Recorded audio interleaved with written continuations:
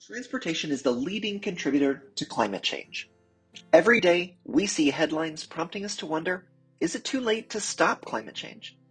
But there's hope. Federal and state agencies, along with the auto market and consumers, have largely agreed that electric vehicles are the most practical approach to reducing the impact of transportation on our climate. EVs are less costly to fuel and maintain, way more fun to drive, and are coming to save us, right? Nope, not even close. Most people won't ever buy an EV regardless of the sticker price. Even though 4 in 5 people are interested in EV ownership, and 1 in 4 are likely to purchase one for their very next vehicle, maybe many of you, unfortunately, few people will purchase a car that they can't conveniently fuel. And over half of Americans have shared parking at home, such as on-street or lot-style parking. This type of parking is an unmitigated disaster for people seeking to own an EV. Because they don't park in the same place every night and they don't own the place that their car parks, they don't have the option to install a home charger. This means they have to use public charging. Consequently, this leaves more than half of the US auto fleet either incapable of switching to electric or only able to do so at great inconvenience. And unfortunately, given the choice between inconvenience and the environment, most people will continue to burn gasoline. Let's stick a pin in that for a moment. My name is Cora Castle. Hello, University of Delaware Blue Hen Leadership Program students. Let me tell you a little bit about myself. I am President and CEO of OmniPotential Energy Partners. I'm also a UD graduate from the College of Electrical Engineering, repping class of 95. You guys probably spent or will spend your 21st birthday in the same place I did. I loved intramural UD sports, and I left Newark, and I lived there for years after I graduated. I currently live in Wilmington. I'm an out and proud trans woman.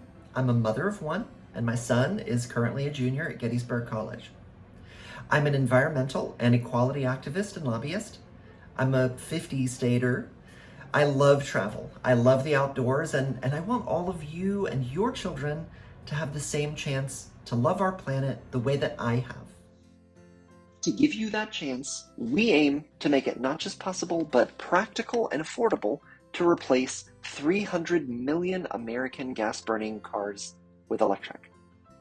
With over 1,000 EV owner interviews under our belt, we know that convenient and reliable charging is the gateway to EV ownership.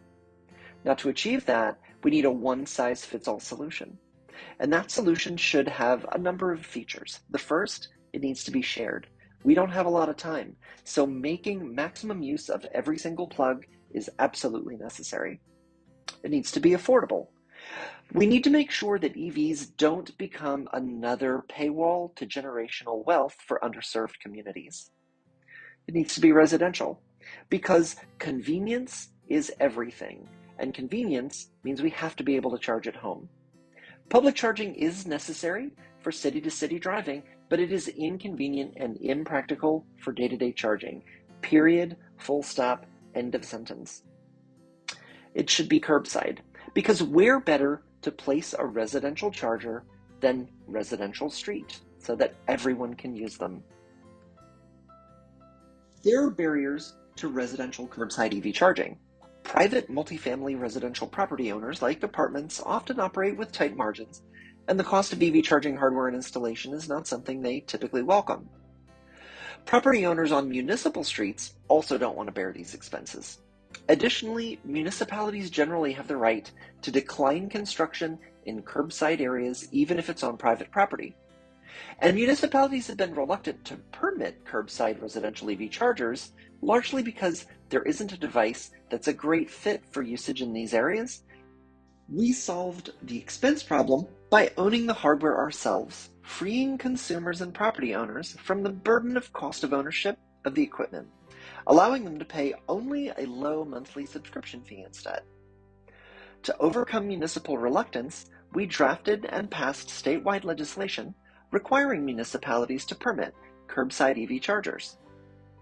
We were confident in doing that because we developed a charger that is a dead ringer for curbside residential EV charging that is unlike every other product that's available on the market.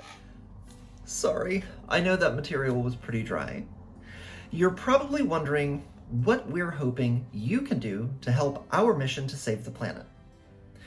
Well, we've solved the municipal reluctance problem for the most part here in Delaware, but to complete our mission, we need to deploy product nationwide after we've proven our approach gets more EVs into more consumers' hands faster here in Delaware. So we need your help to research every single municipality in the US and where they stand on curbside residential EV charging from a permitting perspective.